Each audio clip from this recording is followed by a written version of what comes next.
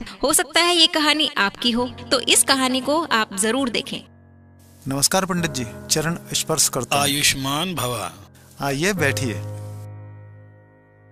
आदर्श बाबू, सब कुशल मंगल तो है? सब आपकी कृपा है पंडित जी। पंडित जी, आज मैंने आपको खास उद्देश्य से बुलाया है।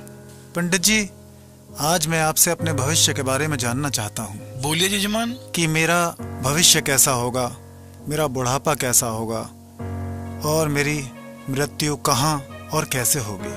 पंडित जी, मुझे भी बताइए, मुझे भी यही जानना है। आपका भी बताता हूँ। और पंडित गौरी शंकर जी लगे अपने गुड़ा भाग में। आदर्श बाबू के सवालों का जवाब जो देना था, आइए देखते हैं पंडित जी ने उनके सवालों का क्या जवाब दिया। जजमान, आप दोनों का भविष्य तो एक जैसा ही है।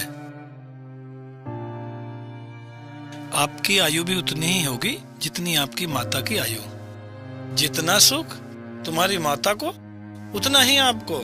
जिस स्थान पर उनकी मृत्यु होगी, उसी स्थान पर आपकी भी मृत्यु होगी। अर्थात जैसा भविष्य आपकी माता का होगा, वैसा ही आप दोनों का भी होगा। अर्थात जैसा भविष्य आपकी माता का, वैसा ही आपका। जहां आपकी माता की मृत्यु, वहीं आपकी। पंडित गौरी शंकर जी ने आदर्श बाबू को उनका भविष्य बताकर अपनी दक्षिणा ली और वहां से प्रस्थान किया। और आदर्श बाबू को पंडित जी की भविष्यवाणी ने पूरी रात सोने नहीं दिया। जैसा भविष्य आपकी माता का, वैसा ही आपका, वैसा ही आपका, वैसा ही आपका। आप दोनों का भविष्य तो एक जैसा ही, आप दोनों का भविष्य तो एक जैसा ही है। जैसा भविष्य आपकी माता का, वैसा ही आपका, वैसा ही आपका, वैसा ही आपका। जितना सुख तुम्हारी माता को, उतना ही आपको, उतना ही आपको, उतना ही आपको, उतना ही आपको, उतना ही आपको। आप दोनों का भविष्य तो एक जैसा ही, आप दोनों का भविष्य तो एक जैसा ही है।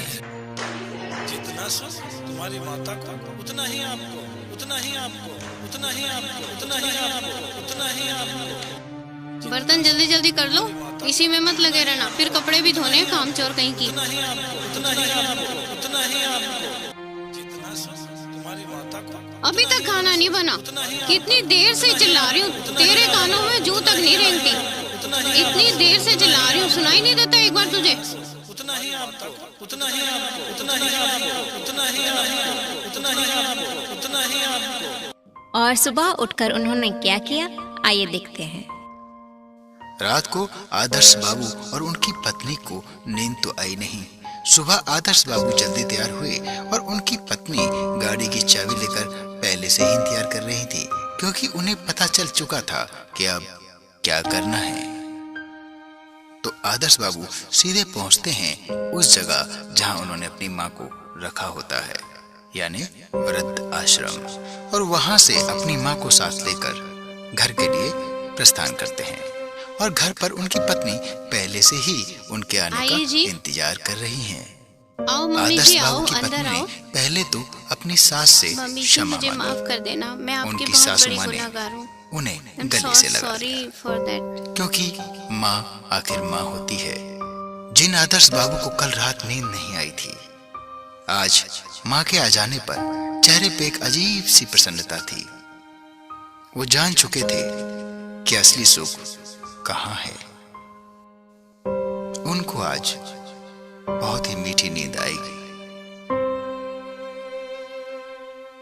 दोस्तों, माँ आखिर माँ होती है।